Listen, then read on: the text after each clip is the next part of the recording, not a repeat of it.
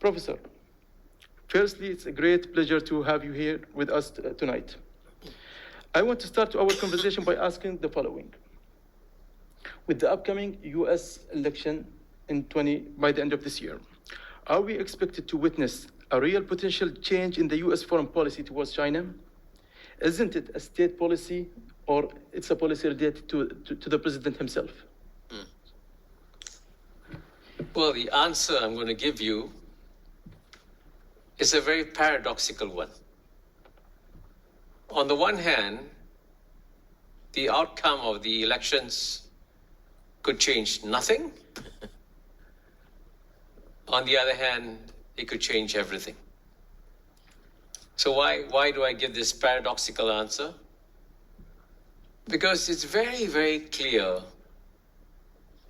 that even though the United States, as we all know today, is a deeply divided society where Americans cannot agree on anything, there's only one thing they agree on. It's time to stop China. So regardless of who's the president, the mission to stop China will continue. And that policy has become deeply embedded in both the establishment, the society, and everyone seems to agree that this is the time for United States to stop China. But at the same time, the reason why I say it could change everything is that if Trump wins, which is certainly possible, I think you can never tell what Trump is going to do. He could go to either extreme, right? Certainly he'll carry on the contest against China. There's no question about that at all. But how? And he could make things a lot worse. Much, much worse. So therefore, we have to prepare ourselves for all possibilities. Certainly, if you come from small states like UAE or Singapore, as I do, you have to recognize that we, whether we like it or not, are now witnessing the largest geopolitical contest ever seen in human history. And I say the largest geopolitical contest because we've never had powers of the size and scale of the United States today and China going head to head. And because this is such an immense geopolitical contest, it will rock the world and it will affect all of us, no matter what we do, no matter where we live. And that's why we need to understand this. And that's why I think it's very timely that you're having this dialogue here in UAE now. So you said that all the Americans agree on one thing, which is like to stop China. So does that mean like the U.S. has like a strategy or a grand strategy to stop China, or it's like more related to each president and his way of dealing with China? Well, I'm glad you used the words grand strategy, because when I was writing my book, Has China Won?, I had the privilege of having a very long one-on-one lunch with someone who was then clearly America's greatest living strategic thinker, Henry Kissinger. It was a long lunch, hour and a half, 2 hours. And at the end of the lunch, when I went back, I asked myself, what was the message that Henry Kissinger was trying to give to me at this one-on-one lunch? And it became clear to me after I reflected on my conversation with him that the message he was telling me was that the biggest strategic mistake that the United States is making in this contest against China is that it has launched this contest without a strategy. I thought, gosh, that's a very profound thing to say. So I had to write to him. I wrote to Henry Kissinger and I said, Dear Henry, thank you for the lunch. Do you mind if I cite you saying this in my book? And fortunately, he gave me his permission. So the fact that someone as senior and as well informed as Henry Kissinger can say that there's no strategy is a very important point. And it's also confirmed by the evidence, right? While we know for sure that the United States will carry out actions in one way or another against China, it's not clear what the goal is. I mean, is the goal to stop China's economic development? It cannot be done. Is the goal to overthrow the Chinese Communist Party? It cannot be done. Is the goal to successfully contain and isolate China like the way the United States successfully isolated and contained Soviet Union? It can't be done. So if it's not clear what the goals are, people are asking, you've launched this contest, what is your end game? What will constitute a victory for you? And as you know, that has never been spelled out by anybody. Except once, I think President Joe Biden in passing mentioned, saying the Chinese aim to become number one, and he said, it ain't gonna happen on my watch.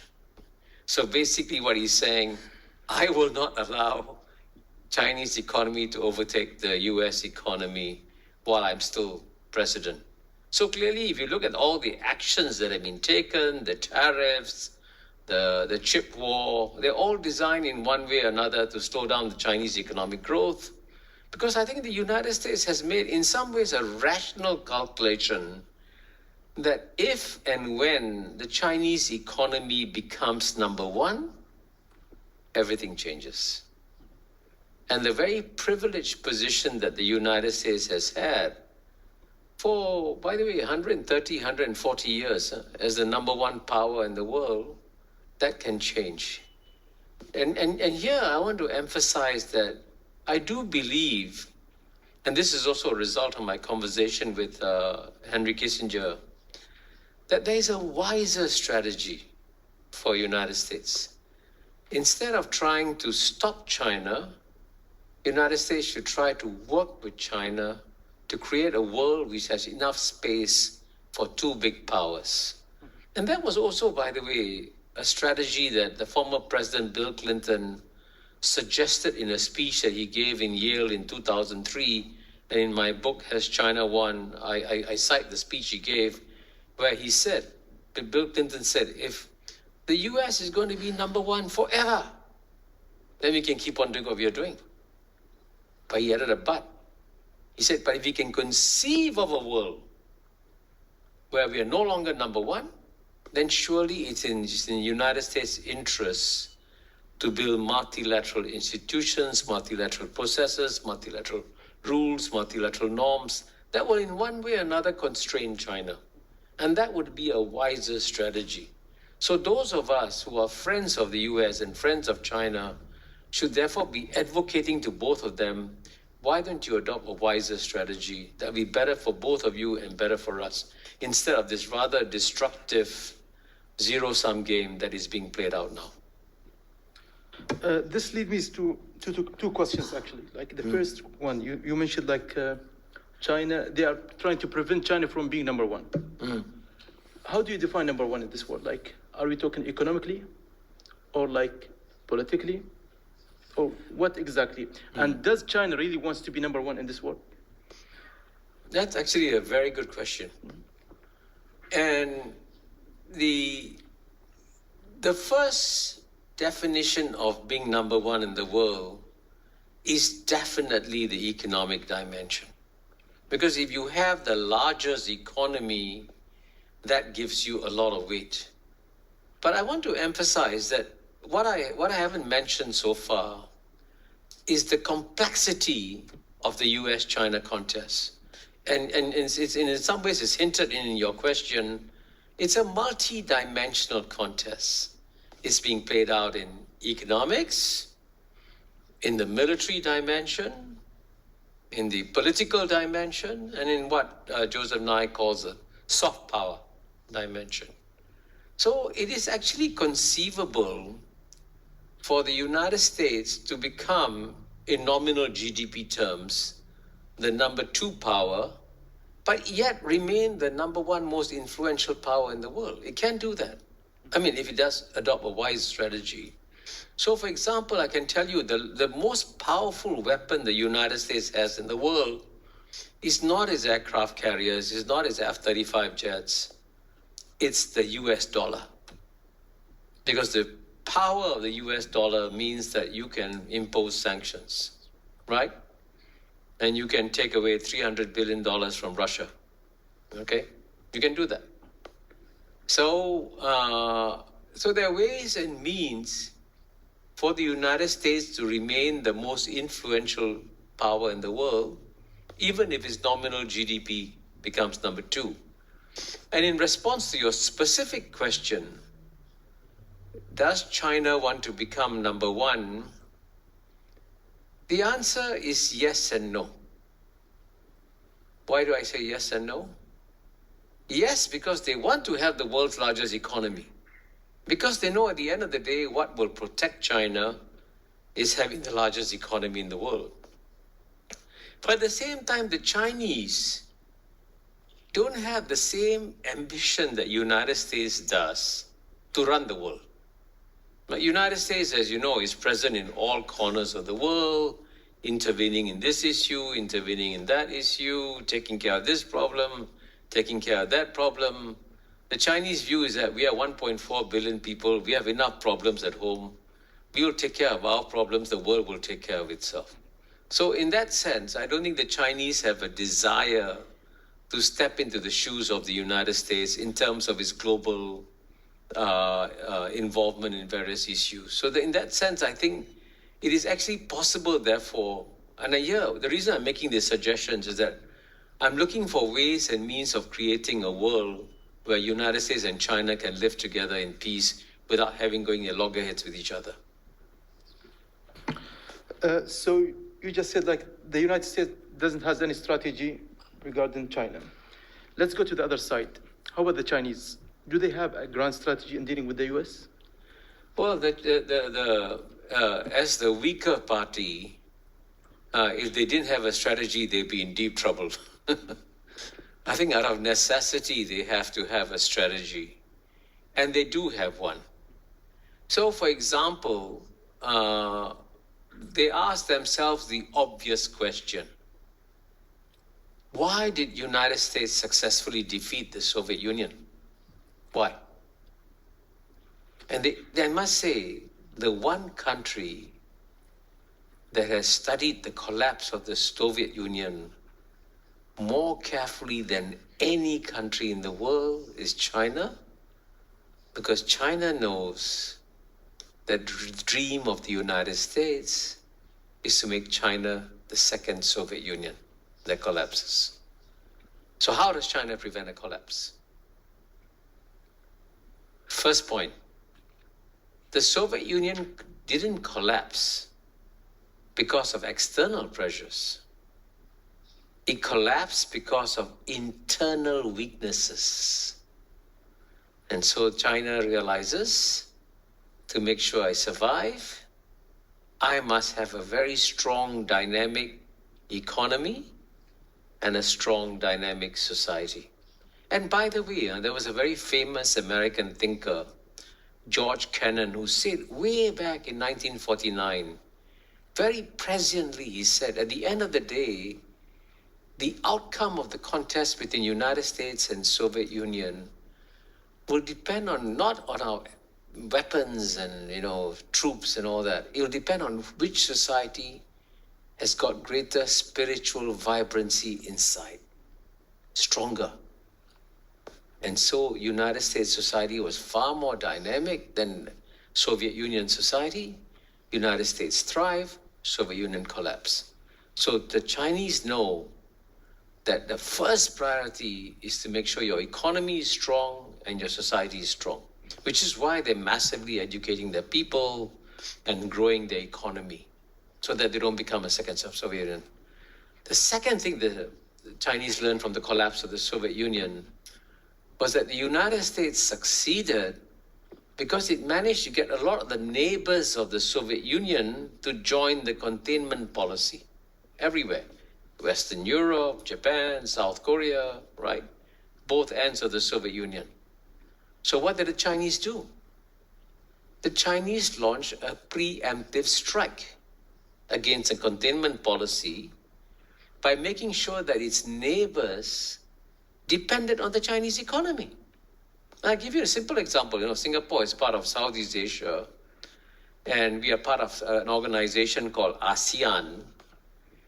And ASEAN started as a pro-American organization, okay?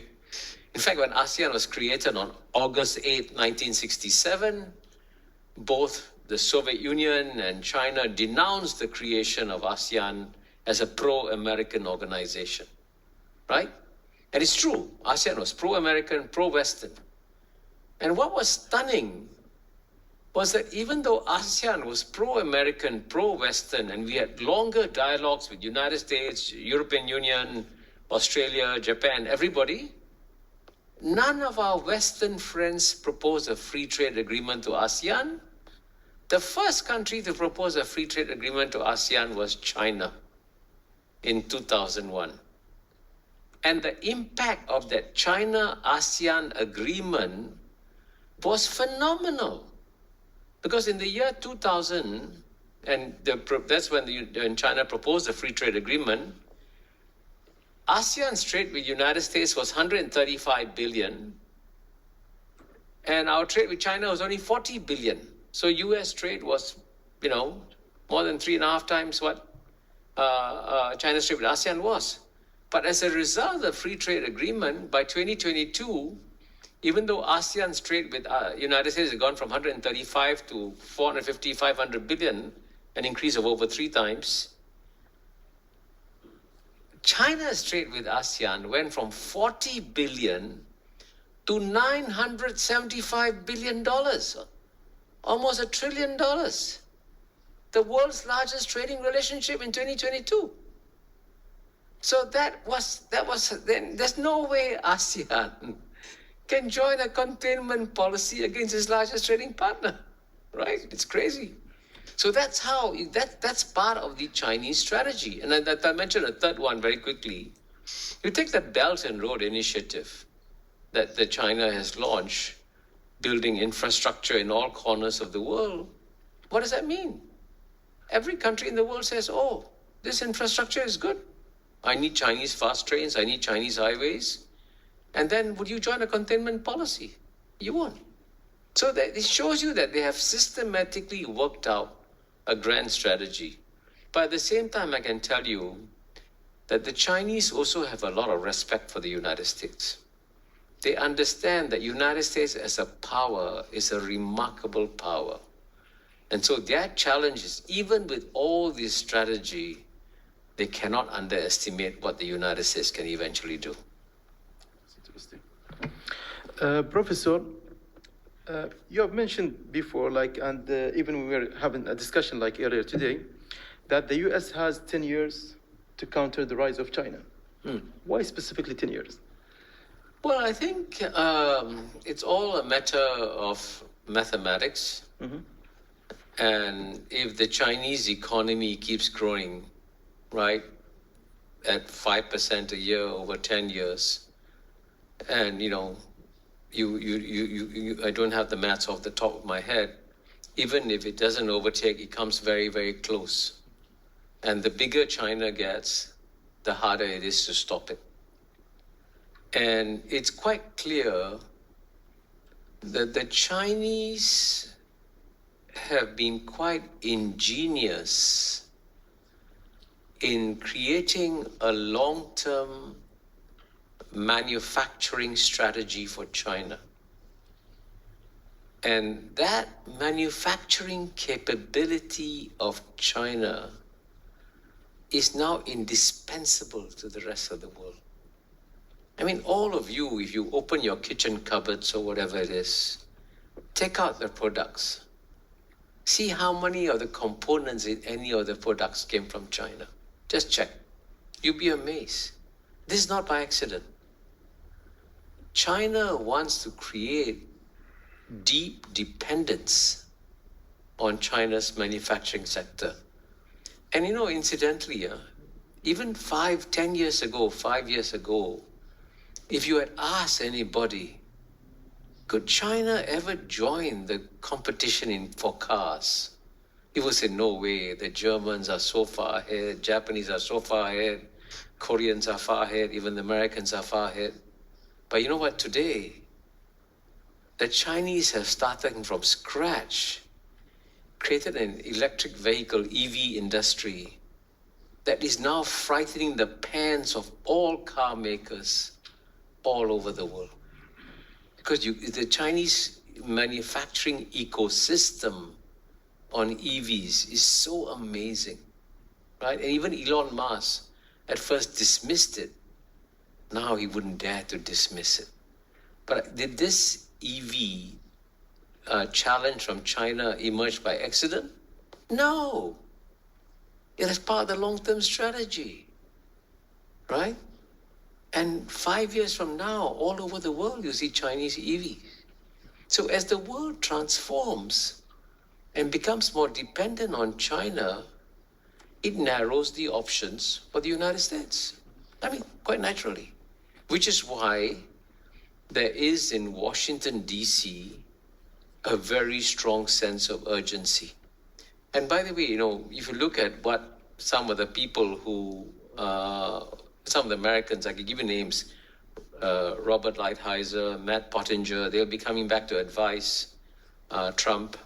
They are the ones who are saying, hurry up, we've got to act fast. So the sense of urgency in Washington, D.C. is very real. And so this leads me to the next question, like what are the measures that the U.S. could take in order to counter the rise of China? And is this measures going to differ from Biden to Trump?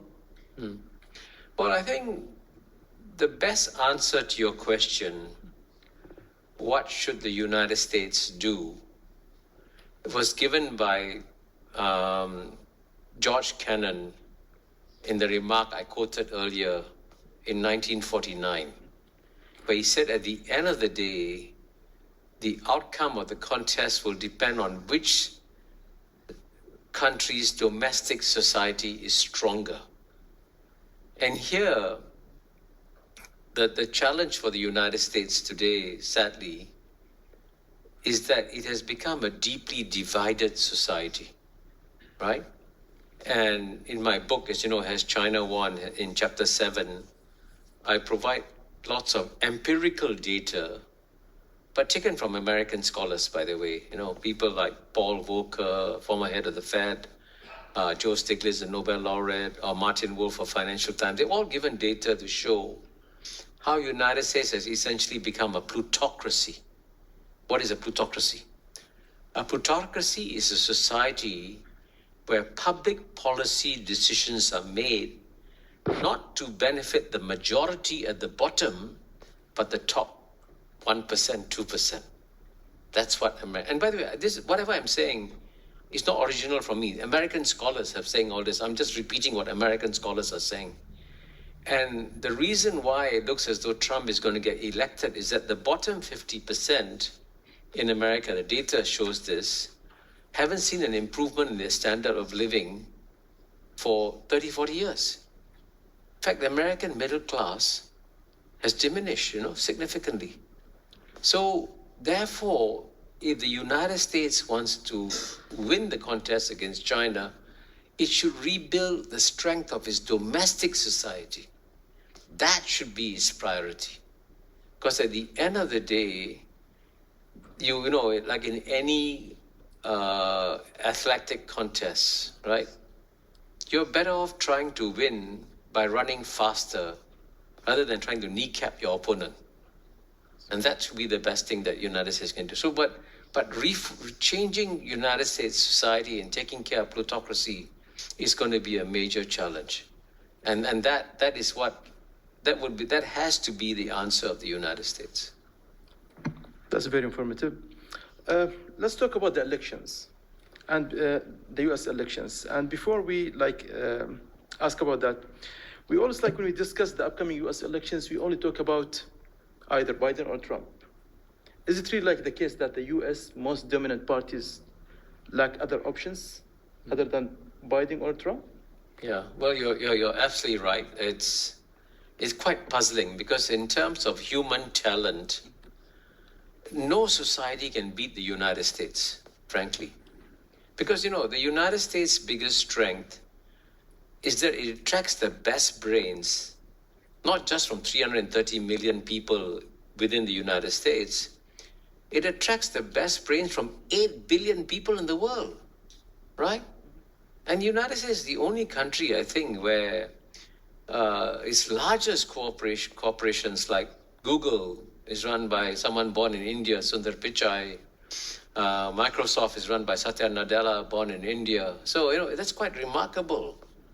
So there is no other society that can match the talent of United States. And frankly, I was a visiting fellow at UPenn in March, 2 months ago, and 3 months ago. And when you go to American universities, the quality of mind of the researchers is dazzling. Dazzling. You meet people and you sit there with great awe and you wonder, my God, it's amazing research these people are doing. And yet, despite the fact that the United States has the best talent laboratories in the world, it produces two candidates like Trump and Biden. I mean, Biden, by the way, is a very nice guy. He would have been a great president 20 years ago, clearly. But now, at his age, it's going to be a challenge for him. And I say that, I personally, if you ask me, most of us, and frankly, most of the rest of the world would rather vote for Joe Biden rather than Donald Trump, because Donald Trump would be disruptive and Joe Biden will not be disruptive. But of course, we have no choice. We have to accept whoever's the president. And unfortunately, the prospects of Trump being elected seem to be getting stronger, sadly. And so I suspect it will be a Trump-Biden election. But what the results will be, I would say that one lesson we are learning is that in democratic societies, never predict the results of elections. Until 3 weeks ago, everybody was telling me that Prime Minister Modi would win big time, 350 to 400 seats. What did he get? 240. So you see, elections are very surprising. So I would say be ready for surprises in the US election because there are too many factors at play in this contest. Okay. Talking about Trump, given his previous policies in which he focused more on reducing overseas commitments, to what extent do you think he may seek to conclude a deal with China, where this deal would involve ensuring that China bears part of the security burdens in the Middle East, specifically? Well, I think I think the important thing to tell you about Trump is that anything is possible. For example, to use another example, let me switch for 1 second to Ukraine. Trump could either say, I'm going to go all the way, I'm going to defeat Putin. Then you pump up resources and, go full scale ahead into Ukraine. Or he could do the exact opposite. He could say, this war is of no interest to me. Let the Europeans fight in this war. I'm walking away. I want to make, and his slogan is MAGA, make America great again. So he's not interested in the Ukraine war. And as you know, for some strange reason, he's got this particular dislike for Ukraine. I don't know why. It's a complicated story. And he has also got a strange dislike for the Europeans. And I asked an American friend of mine, why does he dislike the Europeans? And my friend gave me a very profound answer. He said all his life, Donald Trump wanted to get accepted by society, especially elite American society. Even though he's very wealthy, he was never accepted. He was an outsider. So when you're an outsider, you develop this psychological, angst and anger. So he has this anger against the American establishment. And in some ways, the Europeans also personify, the old rich, the establishment. The Europeans look at him with disdain. So he said, okay, now I'll teach you who's boss. Right? So there is a very complicated relationship within Trump and the Europeans. So on Ukraine, he could do either thing. And similarly, on China, he could do either way. But I think on China, Donald Trump has bought the main thesis that the United States cannot allow China to become number one.